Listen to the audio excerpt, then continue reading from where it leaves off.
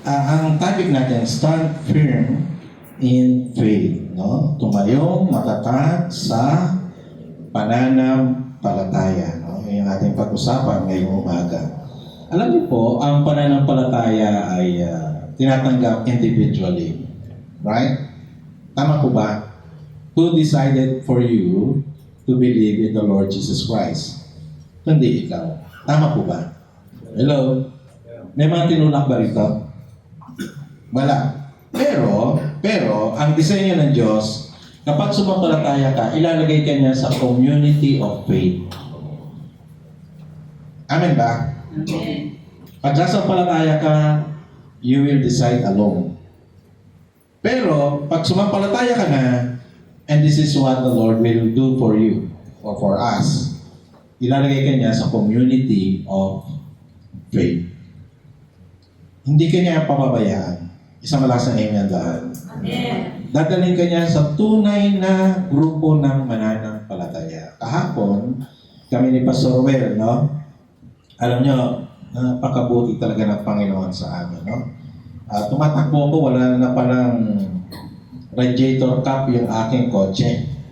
Just imagine, nagmamaneho ka, nalaglag na yung radiator cap mo. Nandun ka sa SLEX. Tapos ay tumigil kami paglabas ng SLEX, napasita na. At mayroong lay-bay. Naglagay ng lay-bay ang Lord. Doon na huminto. Huminto na talaga siya. And then, after that, may nasira sa likod namin. Naputulan ano siya? Pag manual, merong pag manual isa. Clutch yun, naputulan ng clutch. At nagbigay ng tubig sa amin. And then, nalukat ko yung likod ng aking kotse. Meron pala akong matagal ng radiator cap na hindi pa gamit. Ipinasa ko, kasya. Nakarating kami dun sa Bible study, bagong church natin sa Southfield 3, Muntinlupa. Palapakan natin ang Panginoon. Hindi bago sa akin ang ganyang pangyayari kapag nagbubukas ng gawain. Laging may ganyan, may aberya lagi. Laging mayroong. Yung kotse lagi, yung kotse lagi ang siyang apektuhan. Tapos, after that, dito punta kami doon at kausap na namin si Princess, right? And Neymar. Yun pala, ang kupido nila, si Pastor. At yun, doon kami nag-Bible study kahapon. Palapakan natin ang Panginoon.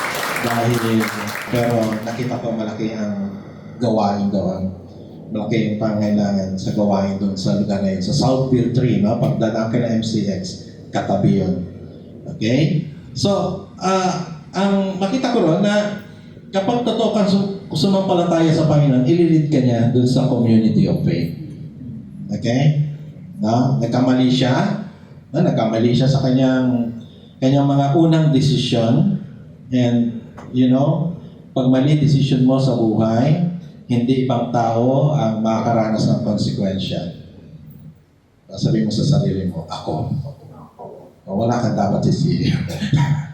Because you made what?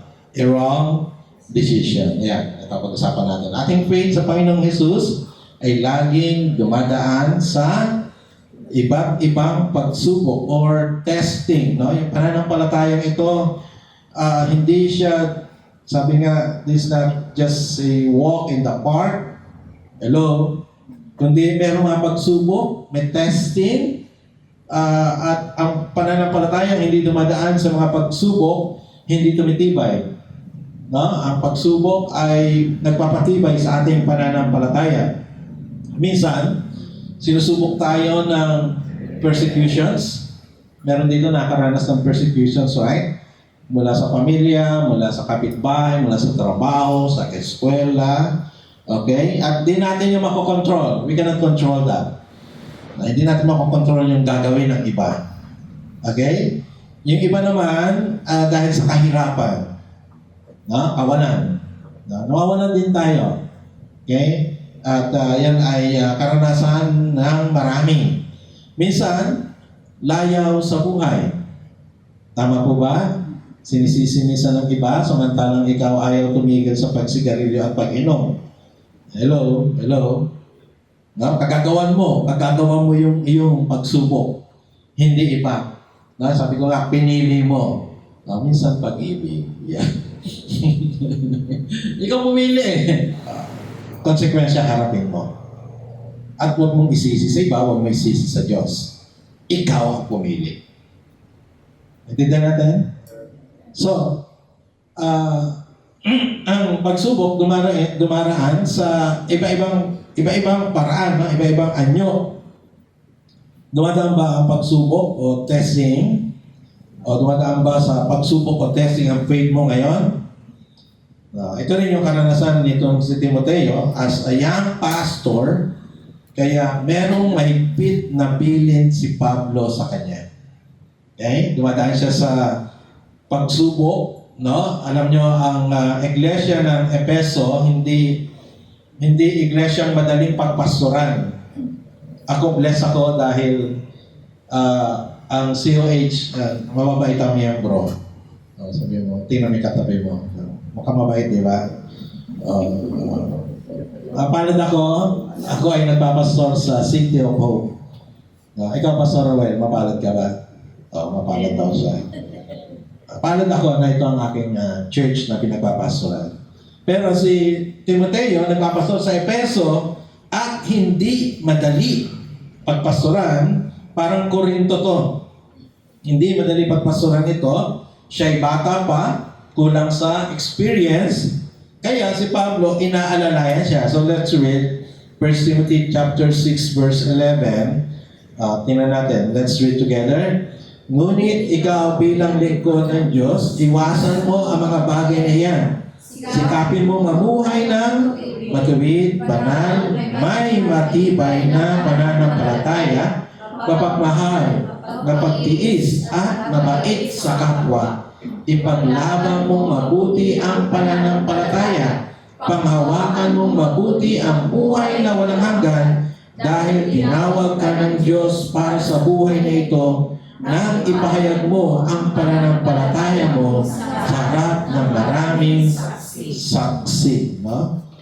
Yun ang bilin ni Pablo sa kanya, no? Especially verse 11, sabi na, ikaw ay merong matibay na pananampalataya. No? Dapat meron kang matibay na pananampalataya. Verse 12, ipaglaban mo mabuti ang pananampalataya. No? Sinubok ang tibay ng pananampalataya ng batang si Timoteo ng mga nagkalat na bulaang guro doon sa Efeso. Not outside of Ephesians Church, but inside of Ephesian Church. No? At ang mga miyembro ng church na naniniwala sa maling aral. Alam niyo, pag galing sa labas ang aral, pwede natin salagan, no? Sama-sama, tama po ba? Pero pag sa loob, mahirap. No? Yung mga dumadaan sa mga karamdaman na hindi nakikita sa labas. Di ba? May struggle inside. Di po ba? Meron struggle inside. Okay? At ito rin yung iglesia sa Efeso na merong nagkumakalat na maling aral doon sa loob ng iglesia. Kaya sa 1 Timothy 4:12, sabi niya, huwag mong hayaang hamakin kaninuman dahil sa iyong kabataan. No? That's the encouragement of Paul to Timothy. No? At sa verse 3, 1 Timothy chapter 1 verse 3, sige nga basahin natin yung buo. Gaya ng ibinilin ko sa iyo noong papunta ko sa Macedonia, manatili ka muna riyan sa Efeso para patigilin ang ilang tao riyan na nagtuturo ng maling doktrina. No? And then sa 1 Timothy chapter 4 verse 1, ito naman basa natin.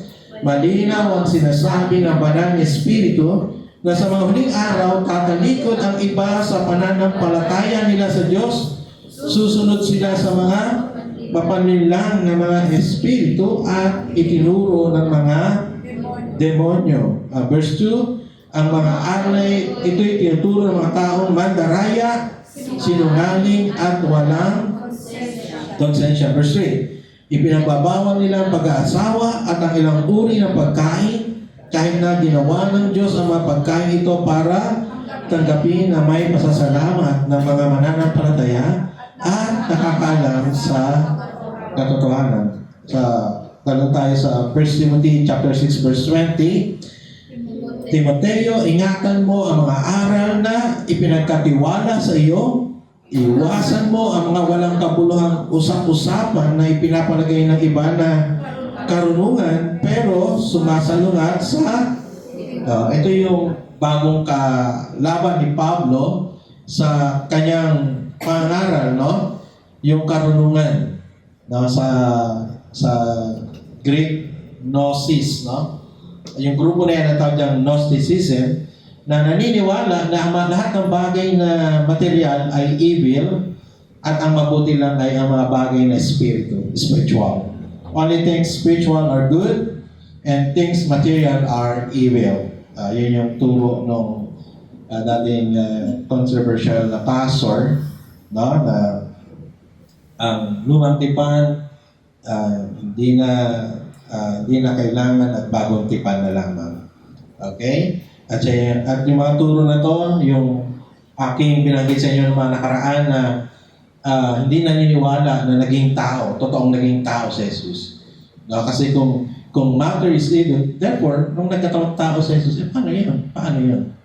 No? So, ibig sabihin, hindi siya naging totoong tao. Nagkunwaring tao lang siya. Yun ang turo nitong, ano naman to? High Christology. Tingin lang Jesus, Diyos lang at hindi tao. Pero tayo balance 100% human and 100% God. Isang malakas ang amen po doon. Amen. Kaya sabi ni Pablo kay Timoteo, mga nagtuturo nito ay iyong salungatin, no? At pigilin. Verse 21. Dahil sa ganyang pagmamarunong ng ilan, naligaw tuloy sila sa pananampalataya. No? As Timothy, no? Young Timothy is new in the pastoral ministry and was threatened. Siguro ang tansya, edad ni Timoteo rito, mga 20 to 25 years old. Una ko naging senior pastor at age of 20 rin. Hindi madali.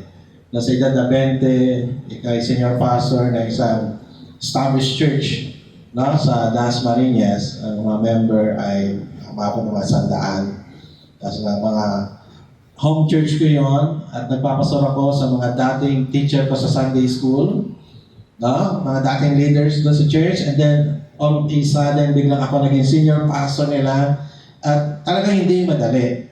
Although alam nilang masipag akong membro, masipag na kabataan, responsable sa ilang bagay sa church, pero hindi pa rin madali dahil sa edad. Ito yung karanasan ni Timoteo. Siya'y bata and was threatened. No? If you were in the same situation of young pastor like Timothy, what will be your immediate response? Ano ang iyong magiging tugon kung ikaw si Timoteo? Ayaw na lang, no? Tigil na lang. Tama po ba? Tigil na lang. Ayaw na lang. Di po ba? Karaniwan ganun. Titigas ulo ng mga tao dyan. Iiwasan ko yung mga yan. Okay? No, parang gusto na ni Timoteo umatras, umayaw, no? Parang hindi niya naharapin yung challenge, no, sa kanyang harapan. Parang gusto niya nang bumitaw sa pagkapastor. Pero sabi ni Paul in 2 Timothy chapter 1 verse 4, no, sa isang sulat pa ni Pablo kay Timoteo, ito ang basa natin. Let's read nga po, samahan niyo ako. Kapag naalala ko ang pag-iyak mo nung umalis ako, kaya nasasabi akong makita ka para maging lubos ang nakita niyo, iniwan ni Pablo siya sa Efeso, iyak si Timoteo, takot siya. Di ba? Dumating din niya sa punto ng paglilingkod ko. No? May time na huminta ako ng pagkapastor sa PMM. Volunteer ako sa New Tribes Mission.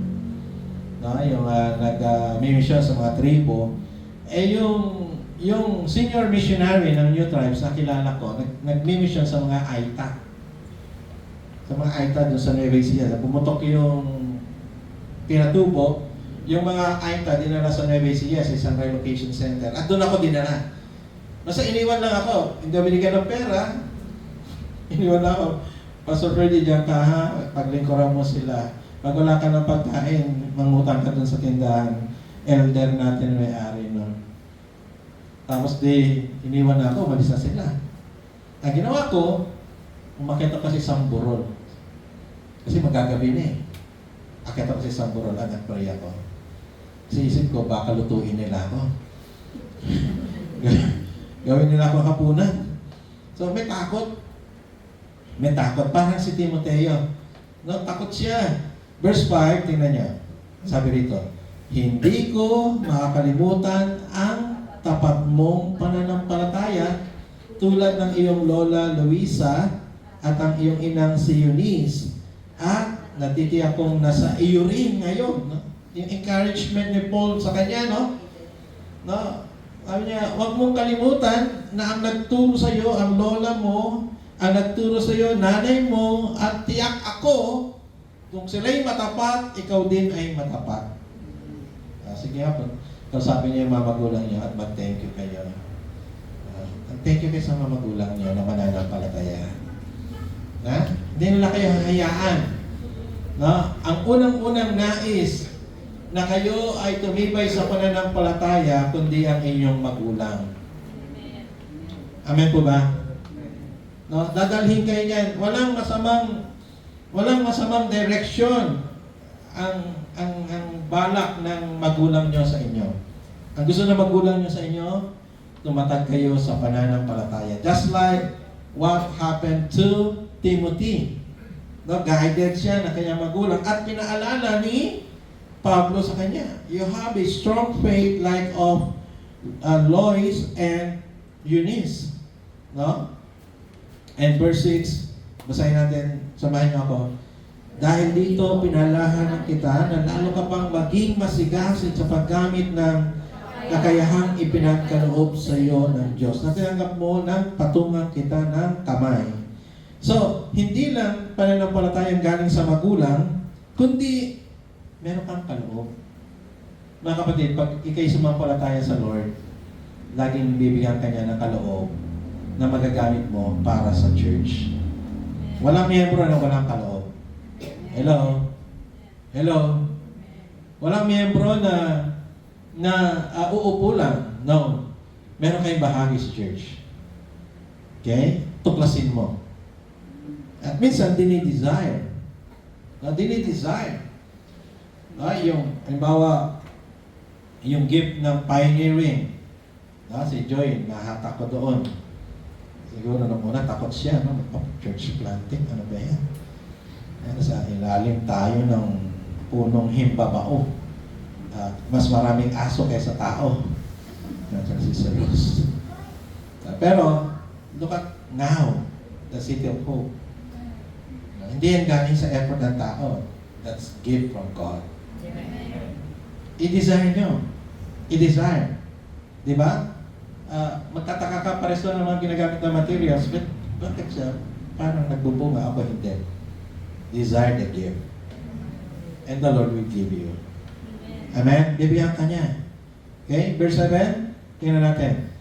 Sapagkat hindi tayo binigyan ng Diyos ng espiritu ng katuwagan, kundi espiritu ng kapangyarihan, pag-ibig at disiplina sa sarili. No? Meron pa siyang binigay na kapangyarihan, pag-ibig at disiplina sa sarili. Mapalad si Timoteo dahil meron siyang supportive mentor na nagpapalakas ng kanyang kalooban at pananampalataya. Ako as I look back, no? Sino yung mga pastor na dinaanan ko bago naging pastor for day? No? Yung unang church, sino yung unang pastor doon? Nung ako ay nag-aral nung nag-masteral ako, sino yung professor at advisor ko until now, my mentor? No? Sino yung kasama ko sa office sa PMF noon? Lahat sila naka-impluwensya sa akin. Hello? Dadalhin ka talaga ng Panginoon doon sa isang tao, sa grupo na huhubugin ka sa iyong pananampalataya. Amen po ba? Lahat yun ayon sa kanyang plano. At dito, mapalad si Timoteo dahil ang mentor niya si Pablo at hindi siya pinababayaan. At yun ang mensahe ng 1 Timothy, 2 Timothy, na si Pablo hindi humihinto sa kanyang pastoral care to the young pastors like Timothy. Now, if we have this kind of gift, tingnan natin to. If we have this kind of gift, no, may gift of exhortation, no, encouragement. May mga tao pag nakausap mo, na-encourage ka, no? Pero may mga tao pag nakausap mo, parang pagod ka. Pero may katabi mo, yan ba yan? Pag nakausap mo, mas parang napapagod ako sa tao ito. Pero may tao pag nakausap mo, you are refreshed again. Tama po ba? Nagme-mentor. Meron ka bang gift na ganyan? Mag-mentor ka. Mag-mentor ka, huwag mong ipagkait, no? Yung iyong karanasan, karunungan mula sa iyong karanasan, ibahagi sa iba. You have gift of counseling, mag-counsel ka. No? Maraming counseling, mas maganda at marami pa. Let us use it for those who are discouraged, those who are intimidated, and those who are threatened. Okay? Sa church, merong mga ganyan. Mga discouraged, gusto na huminto. They are intimidated, no? Ayaw sumubok ng mga bagay. They are threatened. Di ba? Sa kanilang pamilya, they are threatened. No? Encourage natin sila, exhort natin sila, tulungan natin sila. Amen? And that is church. That's church life. Talaga yun ang plano ng Diyos. Makakilala ka, lagay sa church, at doon ka lumago. Dahil ang church, kasama mong maglalakbay. No? Church, kasama maglalakbay sa iyong pananampalataya. Ito ang dahilan why church really matters. Ang church mahalaga. Sa Lumang Tipan, pinapakita rito doon sa istorya ni Ruth. No? Ruth and her family tried to move to Moab. Stay away from the presence of God. Stay away from Jerusalem. And so what happened? Disaster. Namatay asawa niya, namatay dalawa niyang anak na lalaki, yung isang kanyang manugang na babae, umalis na, bumalik na sa kanila, buti si Ruth ay naiwan. Di ba? Naomi and her husband, di ba, punta doon sa Moab at nagkaroon ng disaster. Yan ang itsura din ng church. Stay away from the church. What will happen to your faith? Ano mangyari sa iyong pananampalataya? Huwag subukan. Sabi nga ng ating dating presidente, huwag mo subukan. Mapapahamak ka. Don't stay from the church. Stay away from the church. Always stay with the church. Amen po ba? Amen. Dahil ang pananampalataya natin, lalakas kasama ng mga kapwa natin mananampalataya. We need each other's support to continue on thriving in our faith journey. Kaya huwag titigil at lalabas sa kawan o sa church. Di ba? Sabi nga ng Adult Church, 2 or 3. Pagkasama mo, dalawa lang kayo, hindi pa mananampalataya, wala ka sa church. Delikado ka. Sabi mo sa katabi mo, delikado ka. Delikado ka. Kasama mo, hindi mananampalataya, delikado ka. Ha? Delikado. Maraming sumusubok. Halimbawa, yung mga nagkakaroon ng relationship na unbelievers. Mabait naman eh. Mabait naman. Hindi naman ako kinokontra. Pero pagdating ng araw, doon mo na malalaman. Let's look at this picture. Sana, yung Yolanda na tumama sa Samar at Leyte, hindi ganong ka-disastrous. Sana. Kung hindi lang nila tinanggal yung mga natural barriers doon sa coastal area nila. Itong mga bakawan. Kami ni Joy, sinubukan pumasok sa bakawan sa Palawan. Hirap. Hanggang dito yung putik. Kada lakad ni Joy, yung kabataan kasunod namin, taga-dukot ng sinelas niya. Naiiwan sila na yun. Nakakapal ng bakawan doon. Pero kung gano'n kakapal ng bakawan sa Leyte at Samal, baka hindi gano'n kalaki ang pinsala. No? Bakit? Kasi, karamihan ng bakawan o mangroves, maliit lang yung puno. Hindi mo malalaki gaano puno. Doon sa Palawan, malalaki. Pero karaniwang species ng bakawan, maliit lang. Hindi siya malaking puno. Pero, mabisang natural defender against natural disasters. Bakit? Kasi nga po, kahit maliit ang mga puno at sanga, yung ugat naman niya, kapit-kapit. Kaya matibay at matatag. Diba? Tsunami, walang problema. Bagyo, walang problema. Hindi siya tutumba. Hindi siya tutumba, hindi siya bububuan. Kasi kapit-kapit sila. Mga kapatid, if we will always stay with the church, ganda ang ating pananampalataya. Ang pagsubok sa ating buhay, o sa ating faith, hindi maiwasan. Okay, hindi natin iniiwasan dahil tayo mismo ang humahanap ng pagsubok. Kumbaga, instead of avoiding the University of Hard Knocks, doon pa tayo nag-enroll. No? Yung nautok na iba, matuto ka na. Huwag mo nang gayahin karanasan ng iba. Hello? Sabi mo, huwag kang ganon. Huwag kang ganon. Kung natuto ka na sa karanasan ng iba, huwag mo nang pasukin. Tama ba? Eh, alam mo nakakabaliw ang shabu, ba't ka gagaya?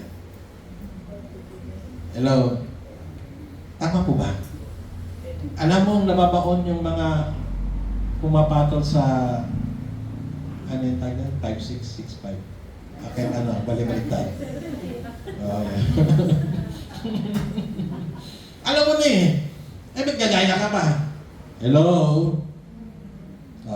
Sabi nga, huwag kang pumasok, huwag kang mag-enroll sa University of Hard Knocks. Natuto ka na sa karanasan ng iba. Hindi ka tigino. Hindi ka bubugi. Okay?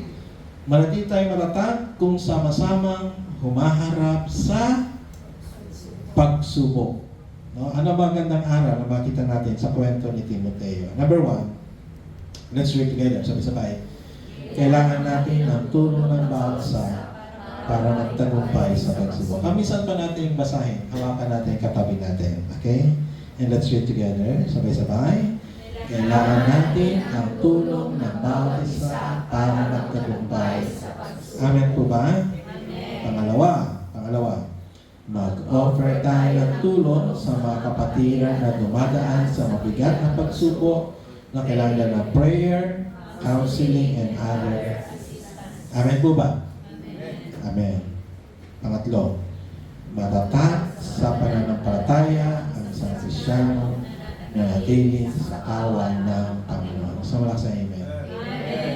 Mas matatag ang Kristyanong na natili sa kawan.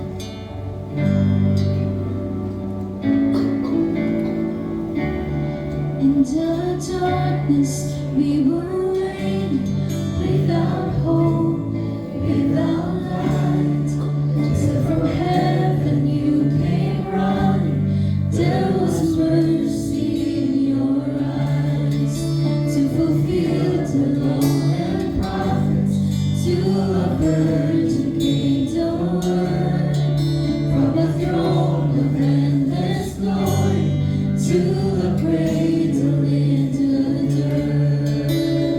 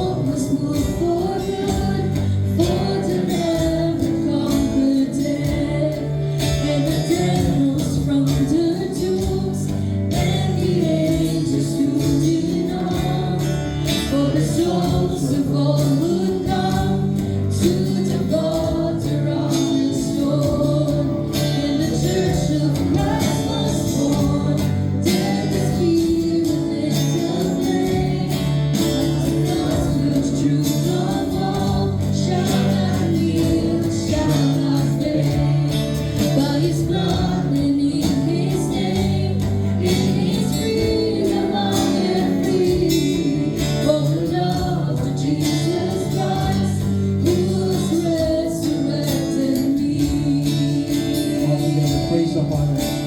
Praise the Father, praise the Son, praise the Spirit, three in one, God of glory, majesty, praise forever to the King of Kings. Praise the Father, praise the Son, praise the Spirit, three in one, God of glory, majesty, praise forever to the King of Kings. Yes, O Lord God.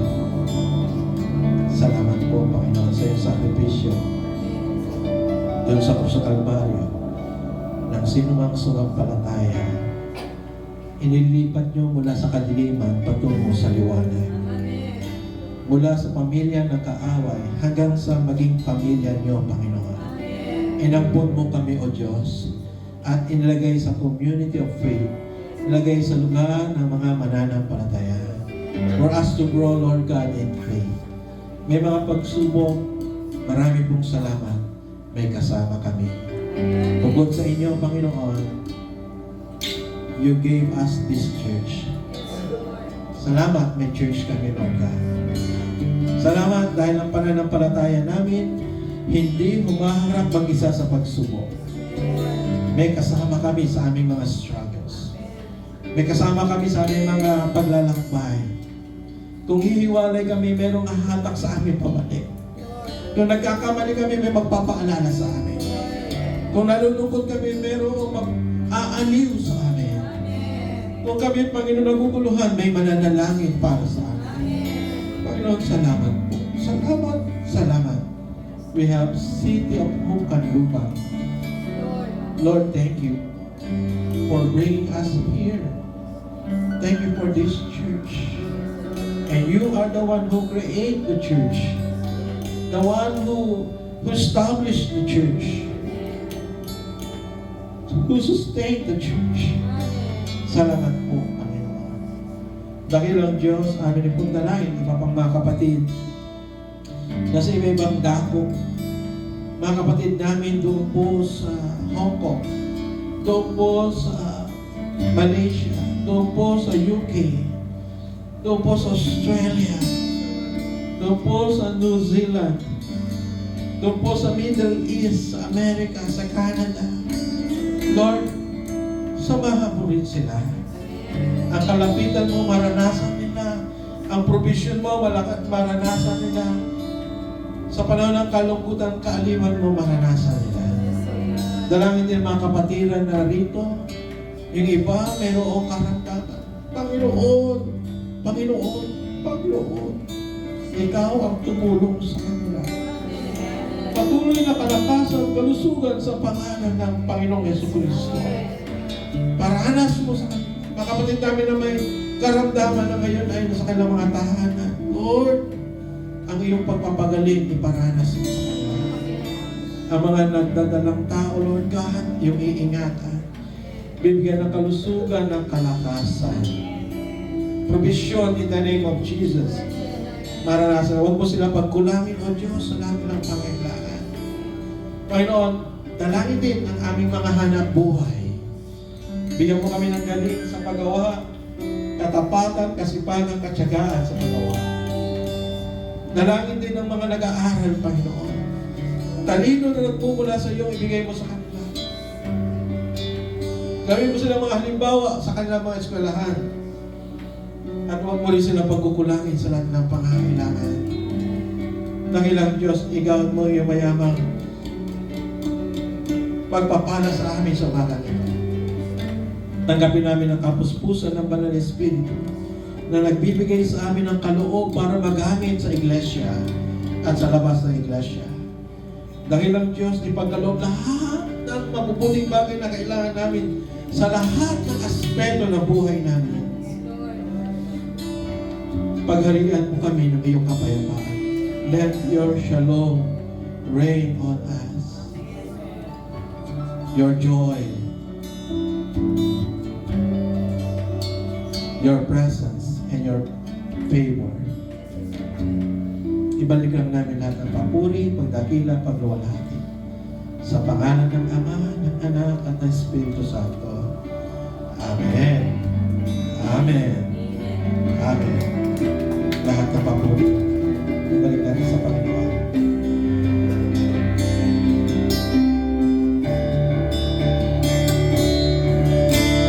Lahat ng papuri, pagluwalhati, alay sa'yo, O Diyos.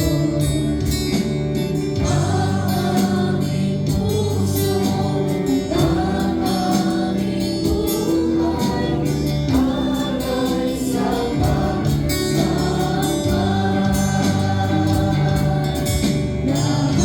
ng papuri, pagluwalhati, alay sa'yo, O Diyos.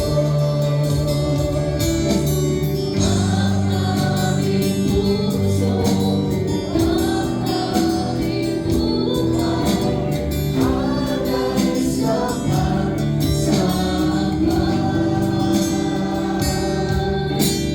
Alay sa pagsamba. Alay sa pagsamba. Sama lang